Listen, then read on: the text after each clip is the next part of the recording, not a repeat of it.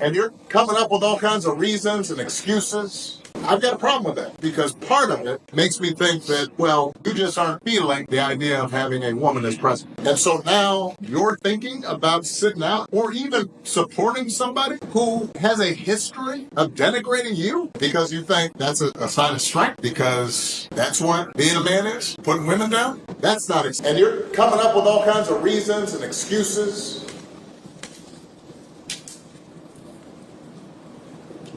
I've got a problem with that. Because part of it makes me think, I'm speaking to men directly, part of it makes me think that, well, you just aren't feeling the idea of having a woman as president. And you're coming up with other alternatives and other reasons for that. And so now you're thinking about sitting out or even supporting somebody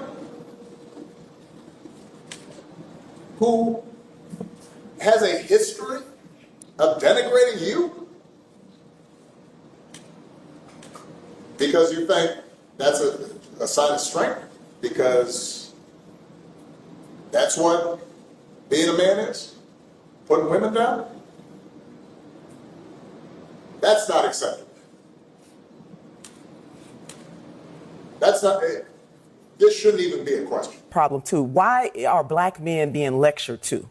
Why are black men being belittled in ways that no other voting group? Now, a lot of love for former President Obama, but for him to single out black men is wrong. And some of the black men that I have talked to have their reasons why they want to vote a different way. And even if some of us may not like that, we have to respect it. So unless President Barack Obama is going to go out and lecture every other group of men from other identity groups, my message for Democrats is don't bring it here to black men who, by and large, don't vote much differently from.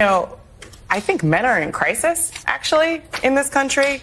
I think that plays out different ways. And not all men are in crisis, of course. And not all men are just at home listening to Joe Rogan, being angry or being recruited to fascism. Some just need therapy, like we all do. I go to therapy. That's great. But I think we need to have a real conversation about that rather than allowing this kind of drift toward this faux masculinity that we see Donald Trump evincing. I mean, this is a political party that thinks gender is just a state of mind, and all of a sudden they're like, oh my God, we have trouble with moderate biological males. I mean, who is surprised about this? Yeah, I think Democratic Party elites like Obama and like others have been viciously attacking Donald Trump since 2016. And everything they've said about him is what they have always said about him. And I don't think it's particularly effective right now. I think their problem isn't attacking Trump. Their problem is finding reasons to give people to support Kamala Harris. This stop he made in this plea he's making to African-American men. I mean, he said today he insulted them. I mean, he, first of all, admits that they're not enthusiastic about her. He said, you just aren't feeling the idea of having a woman as president, and you're coming up with other alternatives and reasons for that. And I think one thing we've seen about Democrats over the years is that when they can't convince you to do something, they begin to insult you. Obama specifically, when he was having trouble with rural voters in Pennsylvania, go back all the way into his campaigns, he insulted them about their culture and values. I don't think it's helpful to insult a group of people who are already not enthusiastic about your campaign, but I think that's what he did today. The story tonight is they're struggling with men, Obama's insulting men, and they're out saying, well, let's fix it by sending Tim Walz out and hiring Mitt Romney. I'm a man. I'm a man. I'm a man, man. And I'm man enough. I'm man enough to enjoy a barrel-proof bourbon. Neat. Man enough to cook my steak rare. Man enough to deadlift 500, then braid the out of my daughter's hair. You think I'm afraid to rebuild a carburetor? I eat carburetors for breakfast. I ain't afraid of bears. That's what bear hugs are for. I'll tell you another thing I sure as shit am not afraid of. Women.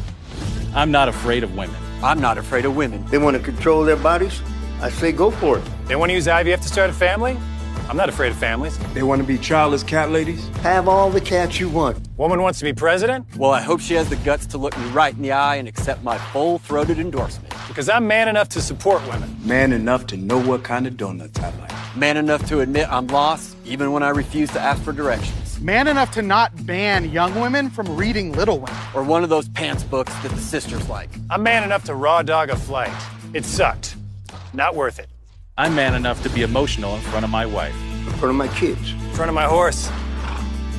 I'm man enough to tell you that I cry at Love Actually. Good Will Hunting. West Side Story. That and Predator. And I'm sick of so-called men domineering, belittling, and controlling women just so they can feel more powerful. That's not how my mama raised me. I love women. I love women who support their families. Women who decide not to have families. Women who take charge. And I'm man enough to help them win. If you're smarter than girls, you got some serious problems. That's what frustrates me.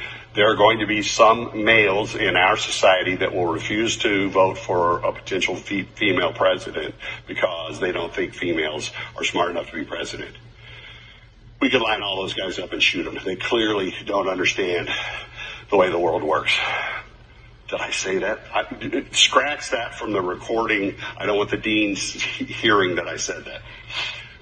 I did a piece looking at sort of the culture inside the Trump campaign, which translates to what they say and how they act publicly. And as you know, covering politics, the tone is often set from the top. And so that's with former President Trump. And what we found was sort of a striking and deliberate machismo and bro culture that, you know, goes from the language the aides use to describe people. Our lead scene is they're talking about how to handle stories they don't like from reporters, and a top guy on the campaign says, well, we'll just beat them into retardation, which is just not language that is acceptable by just about anyone. And this is also how the statements they release, the names they call President Biden, Vice President Harris, who they choose to highlight. Harrison, are you're supporting Hawley? Does this mean you're supporting Donald Trump? Well, I'm supporting the president that's going to be the most pro-life president. I think Donald Trump, crucial topic for me. I want us to be fighting for the most vulnerable, fighting for the unborn, and that's what we should prioritize. And that's obviously what Senator Hawley is doing as a man of faith. I mean, is there any equivocation about supporting Trump? I mean, if were it not for Trump, Roe versus Wade would have not been overturned, obviously. Right. I think you have to vote for whoever's going to be the most pro-life, and we have to be prayerful men that put God first, and I think that's what's going to be best for our country.